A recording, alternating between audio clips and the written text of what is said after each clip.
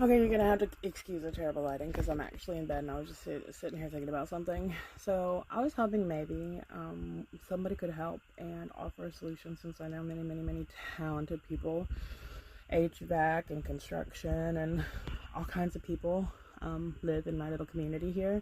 So I'm hoping maybe somebody can give me an idea, right?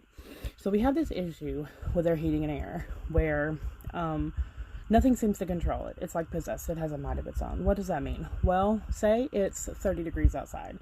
And so we never set it too high because the chances of it doing this are much higher if we set it high. So maybe we'll set the heat to like 68 or 69 so it never gets above like 65 in here, truly, but that's a whole nother situation. And so we set it for that, right? So normally, once your heat reaches, say, 68, or so it says, it tells itself, it cuts off. And then that's it, right? But ours doesn't. It'll reach that set temperature, supposedly, and then it'll stop blowing heat sometimes not. But then the unit itself, like the one that's in my pantry, will start doing this thing where it's like, and I have a picture of it, or a video of it that I can post later because I got it on the iPhone earlier. But it's literally like, right? And after a minute or two, it gets louder, and then it'll start smoking after a while, and it's hot. And it does not matter if it's the heat or the air conditioning that's on at the time that it does this. Both situations, it also gets hot at the actual unit.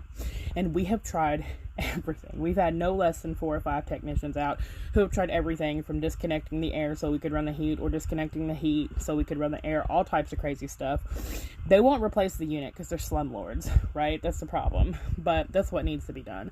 They replaced every other thing. They replaced little things. They found several burnt wires, which I can see if I can still find and post pictures of. I mean, it's a fucking fire hazard, right? Like, I'm not crazy.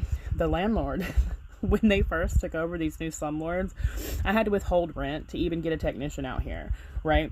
Which legally, I was taking it down to start putting it in escrow at the courthouse. I'm not dumb, right? But I told her I was going to withhold rent because she refused to fix it. You know what she said? She said, "You can't do that. That's illegal." And when I told her, "No, it's not. I know my tenants' rights. You're not in California anymore. You're in the state of Tennessee. And we don't get screwed over like that." Absolutely not. She told me I was the most difficult person in the entire community to deal with. And if I didn't become less difficult, that she wasn't going to deal with me anymore, which I think we all know what that hinted to.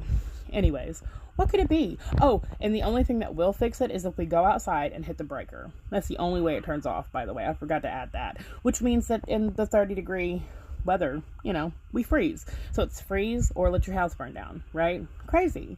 So, thoughts, suggestions, venting? Love y'all.